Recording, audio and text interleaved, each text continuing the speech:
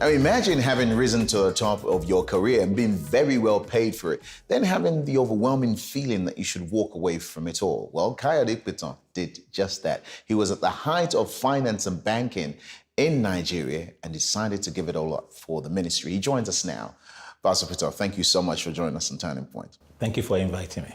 Now, I would imagine that if I was at the height of banking, I mean, knowing what you bankers were getting, that we all know now, that, I'd rather stay there to fund the ministry. But you had a turning point where you left all that behind and just started doing full-time ministry. But before we get to that point, where did the Jesus thing start for you? Were your family Jesus followers? Was your father? Where did it all start? Thank you very much. It's very interesting. It started about 30 years ago.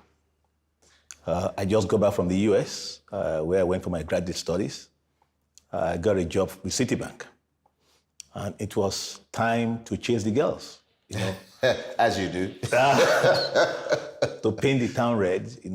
I found out most of the friends I left before I went to the US were going to a church called Christ Chapel, which was like the in-thing church. Now that was Reverend Tunde Yes, a medical doctor. Everybody, was a Christian, was going there. They went for the beautiful girls, so I joined my friends. But one day, I also stood up, and I went out and gave my life to Christ. So the journey for me started 30 years ago. Okay, so 30 years ago, you gave your life to Jesus, and what would you say was the biggest change, the biggest adjustment you had to make? Because you've just come from the States, educated man, you got it all. Now you're doing this following Jesus thing. What was the biggest adjustment that you remember you had to make yourself? I will say the change came a few years later.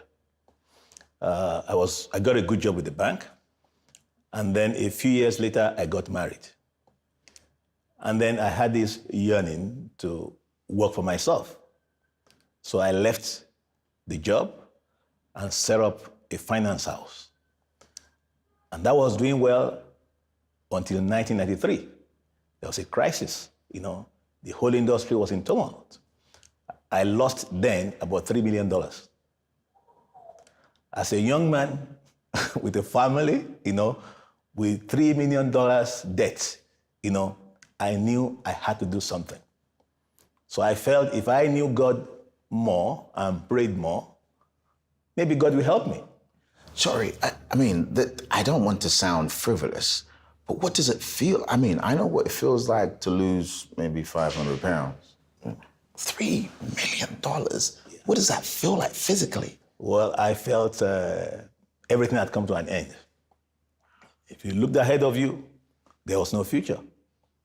It was all problems, So you better call on Jesus. Oh, yes. So I said to myself, I got to get, deeper into this. So, but you're already in church. I was already in church. But this crisis meant you decided we need to dig deep. Oh, yes. So I approached my pastor, and I told him I wanted to go to the seminary. It was a Baptist church. So he told me I had to go to Ogbomoso, which was far from Lagos, and spend between 3 and 4 years. So that was not an option. I had problems to deal with. That was how I got into Redeemed Christian Church of God. They had a Bible school in Lagos. So I went to the Bible school. And when I came out, one way or the other, I joined one of the parishes of Redeemed.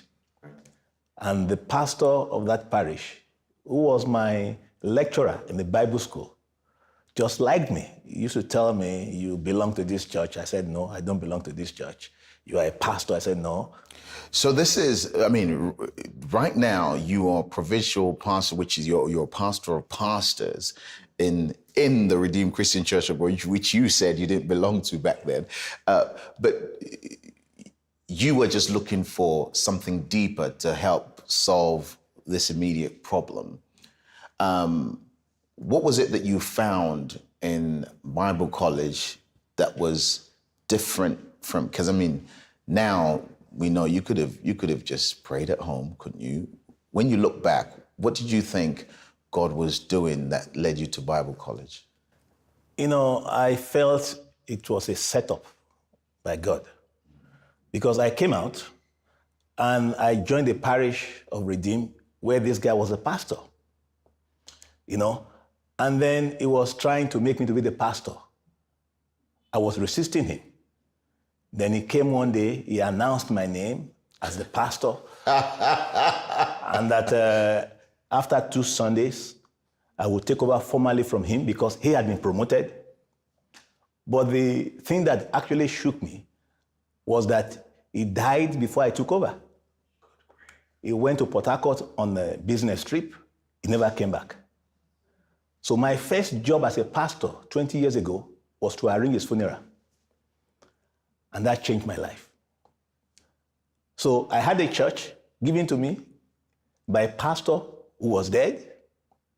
I was new to the church. They didn't know what to do with me. So they had to go and ask the general overseer, we have a new guy who has just joined us. The man who made him pastor is dead. What do we do with him? Wow. So that was how I became pastor.